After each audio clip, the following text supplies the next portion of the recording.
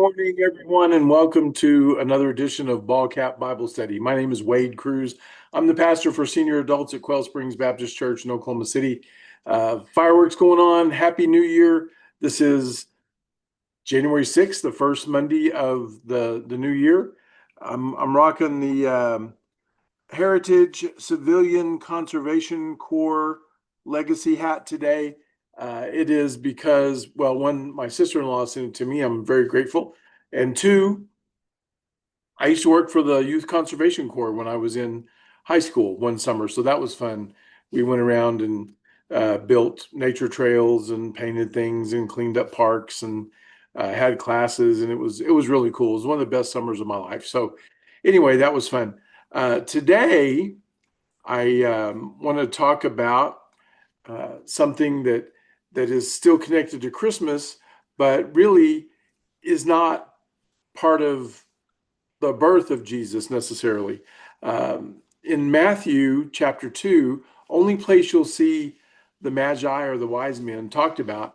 And here's the thing, not in any of the other Gospels, even the other synoptic Gospels, but Matthew is trying to point the Jews to the authority of Christ and even his deity, but the authority of Christ definitely. And when the Magi come in to see Herod, you'll see this in a minute, and they want to know where the real king of the Jews is, that they can actually worship. They don't come in and worship Herod. So Herod is incensed, but we'll look at this as we go through. This is Matthew chapter 2. I'm going to read it, and then I have 7 things about the Magi that resonate with me, and I hope they resonate with you. So we'll look at that. All right, here we go. Matthew chapter 2, starting with verse 1 through 12. I'm just going to read it, and then we'll go back and go over the 5 things. I may stop and comment here and there. After Jesus was born in Bethlehem in Judea, during the time of King Herod, Magi from the east arrived in Jerusalem. So they are astronomers. They were following the star and very wise people, asking, "Where is the one who has been born King of the Jews? We saw his star in the east and have come to worship him." Okay, again, they weren't worshiping Herod. They were asking Herod, we've come to find the guy that's mightier than you, that is bigger than you, that is a bigger deal than you. And it says, when King Herod heard this, he was disturbed, and all Jerusalem with him.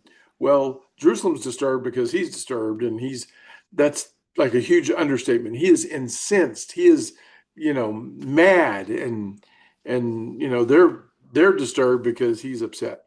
When he had assembled the chief priests and scribes of the people, he asked them where the Christ was to be born. Okay, the chief priests and the scribes. So he's actually bringing in the religious sect there, the Pharisees and all. So then it says, in Bethlehem in Judea, they replied, for this is what the prophet has written. But you, Bethlehem, in the land of Judah, are by no means least among the rulers of Judah, for out of you will come a ruler who will be the shepherd of my people, Israel. Then Herod called the Magi secretly and learned from them the exact time the star had appeared. And sending them to Bethlehem, he said, go and search carefully for the child, and when you find him, report to me so that I may go and worship him too. Lie, lie, lie, lie. Imagine that. Leaders of nations lying. Yeah.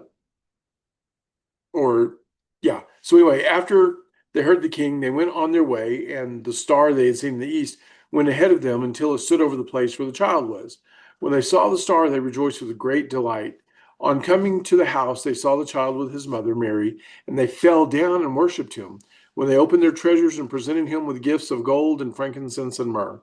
And having been warned in a dream not to return to Herod, they withdrew to their country by another route, warned by God in a dream.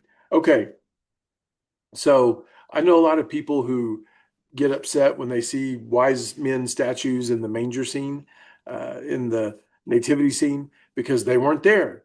They were not at the manger in the stable.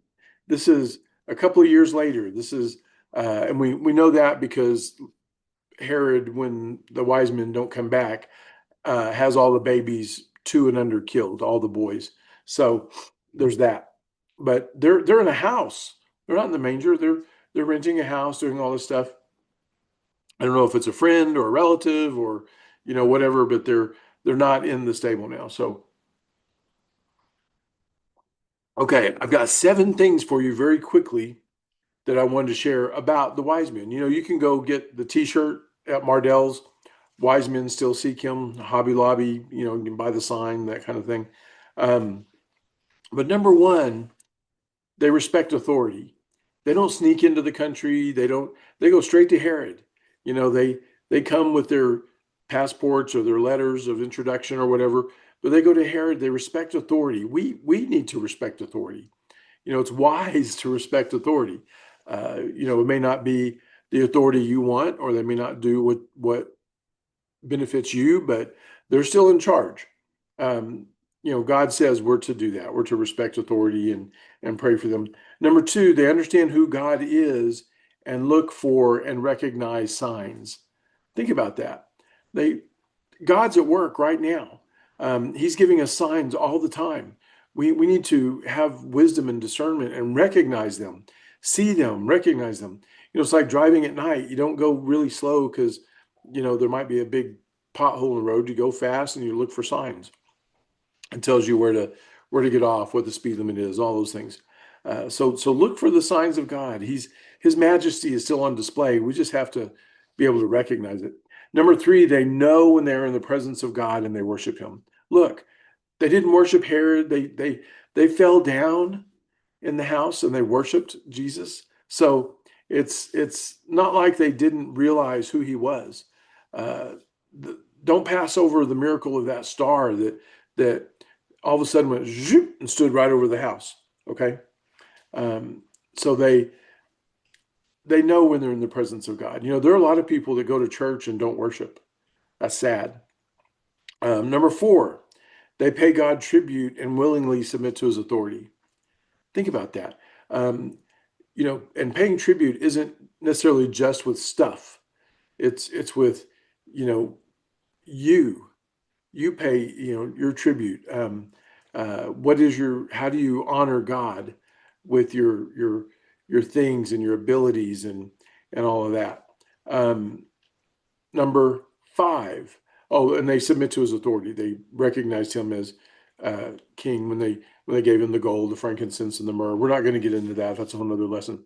Number five, they prioritize God in a sacrificial way. Think about it. This was no cheap vacation. I mean, they had an entourage. They had, some scholars say 200, 300 people in this group that went.